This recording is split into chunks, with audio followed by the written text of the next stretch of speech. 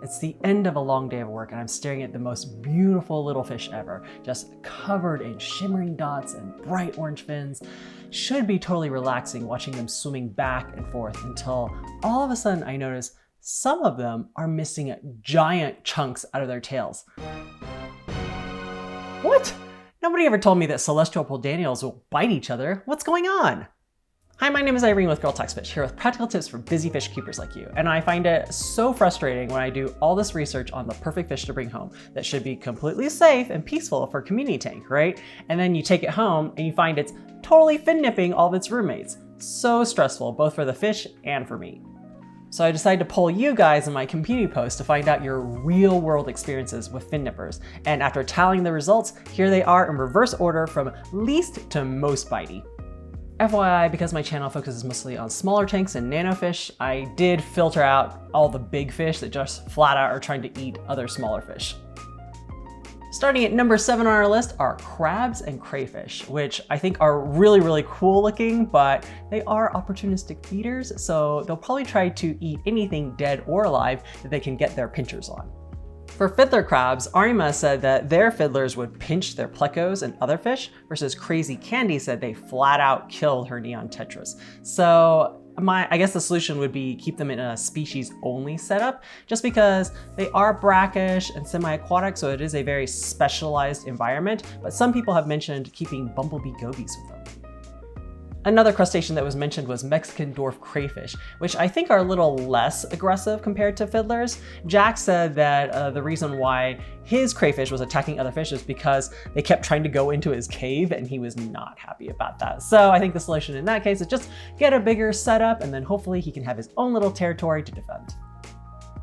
Number 6 on the list is pea puffers. These are a 1-inch long little blimp that likes to eat snails and bloodworms. They are considered semi-aggressive, but some people have said that they recommend keeping them in a small group or a shoal so that they can have more of their little friends to hang out with in a species only setup. Given, as long as you have like the right ratio of 1 male to maybe 2 to 3 females, or maybe just 1 male period, because they can kind of get a little crazy. Larry said, don't keep them with any long-finned fish like angelfish. And then Marigold said that if you have a bigger tank size, that may help with some of the territorial disputes. She also said something interesting about if you feed the dwarf puffers enough, sometimes they'll leave your dwarf shrimp alone, which I thought that was kind of interesting. I don't know if you guys know, in the past, I used to have a dwarf puffer named Jinx, and she actually had one roommate. It was a crystal red shrimp, if you could believe it. And this thing was not afraid of Jinx at all. It would just walk out in the middle of the tank, do its thing. They left each other alone. So again, bottom line, it really does depend on the individual personality of your puffer or whatever species it is. Number 5 on the list was kind of a surprise for me, which is Livebearers, specifically guppies and mollies. People constantly said that they would terrorize their other fish and nip them. And I don't know, I guess my best guess why they're nippy might be because Livebearers in general tend to be pretty voracious eaters, and so maybe they're just kind of nipping on things to check to see if they can eat them. Or maybe the aggression comes from their constant need to breed. I don't know. Shoto Merman Macaroni says that they wouldn't recommend keeping them with long-finned fish like bettas, which I think is kind of funny because normally you think of a betta would be the one attacking the long-finned guppies, right? But apparently can go the other way. And then several people recommended keeping, again, the right ratio of 1 male to 3 females just to keep the males occupied. But Crazy Candy said that she had the right ratio, but still had to separate out her 2 most aggressive mollies. They just wouldn't leave the other fish alone. Number 4 on this list are Tetras and danios, and the biggest offender in this list are Serpe tetras. Person after person kept commenting and mentioning the Serpe tetras, but nobody ever offered any solutions. In fact, a lot of people mentioned that they just ended up returning them to the pet store. The second biggest offender on this list would be zebra danios, and I think the reason why is because they're very fast, therefore they have very fast metabolisms, and therefore they're very hungry. So like the Livebearers, I think they're just probably nibbling on everything they can to see if it's food, including your betta's tail. Other fish that were mentioned included black skirt tetras as well as neon tetras. So I think the solution for this group would be keep a larger number of fish in their school. I mean, remember that a school means that they have to be all of the same species, as well as if it's a problem, keep them away from long-finned fish as usual. Number 3 on our list would be Gouramis, and I'm saying all types, you know, anything from dwarf Gouramis to 3-spot, pearl, and even the tiny innocent sparkling Gourami has been mentioned in the comments by you guys. And I think it really depends on the species as well as the personality of the individual fish. So you guys know about my love-hate relationship with dwarf Gouramis. I've definitely had totally evil ones like Peyton Manning that had to be removed versus Unicron over here, my powder blue dwarf Gourami. He's been doing great in a community setting. Not to say that he doesn't absolutely chase the platies, but I think I just paired him with the right tank mates. And so the platies are fast enough and they don't seem to mind being chased. So that's great.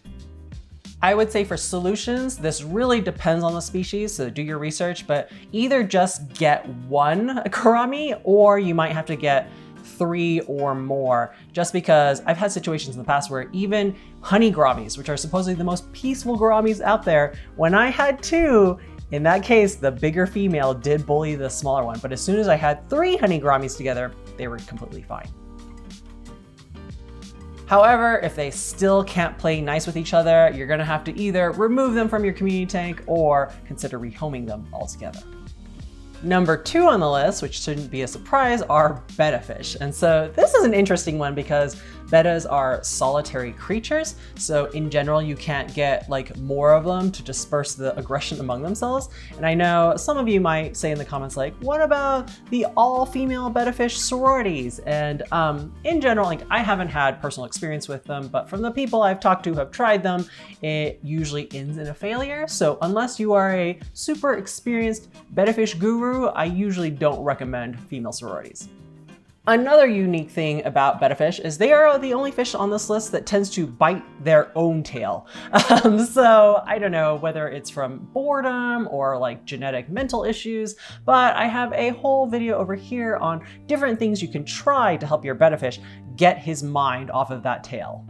As for the solution, I think, again, every betta fish has a very different personality. So if you find that your betta is just too aggressive, you may have to just remove him from the community tank he was in, like I did with Sonic, and give him his own bachelor pad. Or you could try switching up the tank mates a little bit. Sometimes bettas have like a real thing for, let's say, guppy fish, but they would be totally fine with corridors down below. Or sometimes it's vice versa. So it totally depends, but it might be worth something to experiment with. And the number 1 reigning champion of all fin nippers is tiger barbs. Oh my goodness, who knew? They seem to attack everything from smaller neon tetras to larger cichlids like angelfish. So most people say that the more tiger barbs you have, they will tend to keep that aggression among themselves and kind of pick on each other. But just remember that Corey from Aquarium Co-op had an 800-gallon aquarium filled with tiger barbs, and even he said that they were super rambunctious.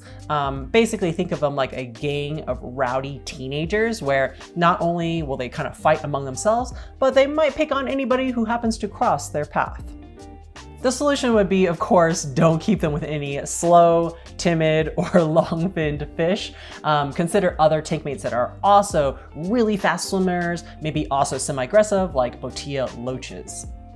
Worst case scenario though, you might have to just make a species only setup for them, but if you still can't handle their bickering among each other though, you might have to consider rehoming them because that is part of their nature.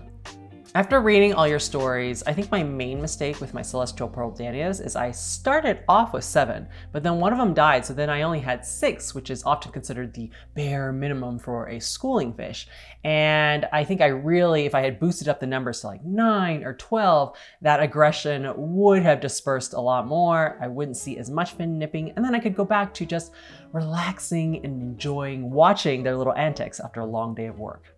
Now, if you're worried about fish nipping or eating your plants, then you might want to check out this video over here on the top fish to avoid in a planted aquarium. Just a heads up, in that video, I am wearing sunglasses the whole time because back in the day, I was concerned about privacy issues. Take time to enjoy your aquariums, and I'll see you in the next video.